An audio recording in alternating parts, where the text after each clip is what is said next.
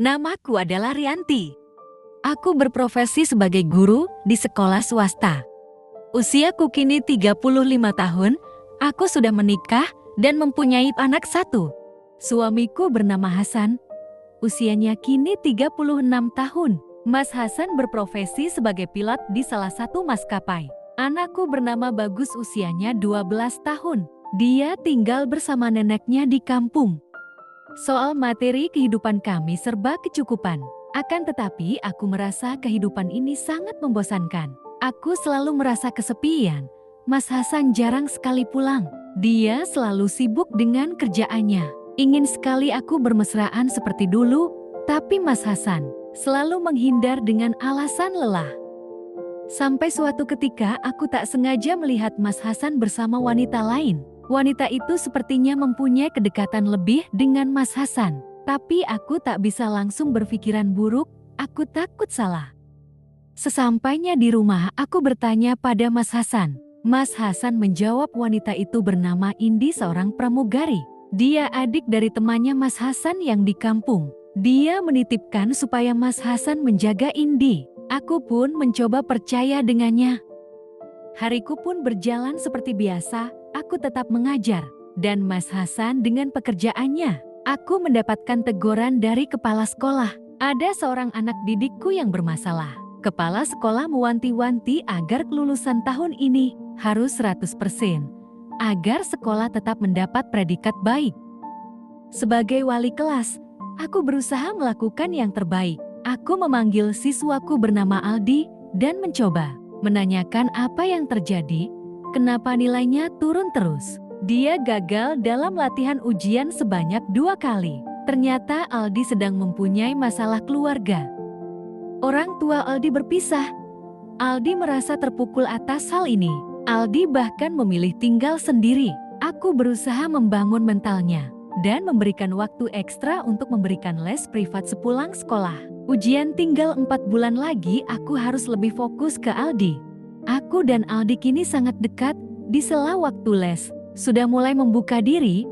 Dia mau cerita banyak tentang dirinya. Sepulang dari mengajar privat, aku tak sengaja melihat Mas Hasan dan Indi. Mereka tampak mesra, berjalan bergandengan tangan dan membawa belanjaan. Aku merasa curiga akan hal ini. Diam-diam aku mengikuti mereka. Mereka pergi berdua. Aku pun naik taksi mengikutinya dari belakang. Betapa kagetnya aku, mereka berhenti di sebuah hotel. Mereka berjalan berdua masuk ke dalam. Aku pun membuntutinya. Mereka masuk ke dalam. Aku menanyakan ke resepsionis.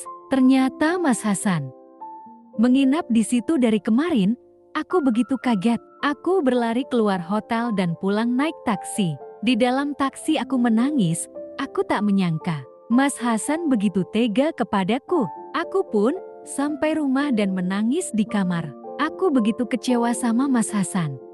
Aku berpikir tentang hal ini. Awalnya aku berpikir ingin mengakhiri hubungan kita.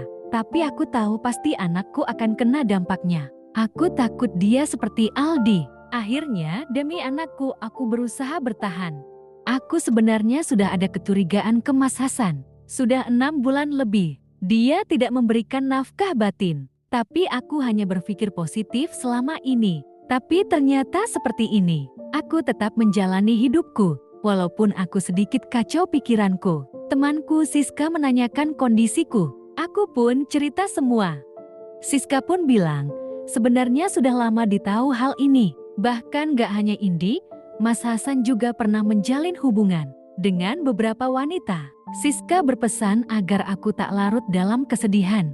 Ini bahkan menasihatiku, aku yang begitu cuek terhadap diriku sendiri. Dia berpesan agar aku merubah penampilanku. Aku harus sayang terhadap diriku. Aku mengiyakan ucapan Siska. Mungkin Mas Hasan bosan melihatku yang tak bisa merawat diri. Sepulang dari mengajar, aku langsung ke salon serta berbelanja baju dan makeup. Aku mengeluarkan tabunganku. Tak hanya itu, aku juga mengikuti kelas senam. Aku benar-benar harus berubah.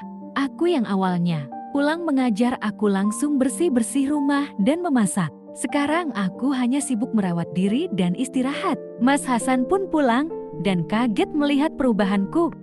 Aku yang dulu menyambutnya pun kini cuek. Aku hanya sibuk dengan diriku. Bahkan aku tidak lagi menghiraukannya. Aku bahkan izin pergi saat dia di rumah. Aku sudah tak peduli kepadanya. Tak hanya Mas Hasan, guru-guru di sekolah pun pada kaget dengan perubahanku, termasuk Aldi. Aku tetap mengajar dan memberikan privat kepadanya. Hari ini aku ingin privat di rumahnya. Dia pun mengiyakan dengan tawaranku. Aku pulang ke rumahnya. Di sana Aldi mencuri-curi pandang. Aku yang tahu itu, aku justru sengaja menggodanya. Dia sangat salah tingkah. Aku merasa senang akan hal itu karena keisenganku itu. Aku tanpa sadar malah kebablasan, hal yang seharusnya tidak aku lakukan justru terjadi antara aku dan Aldi.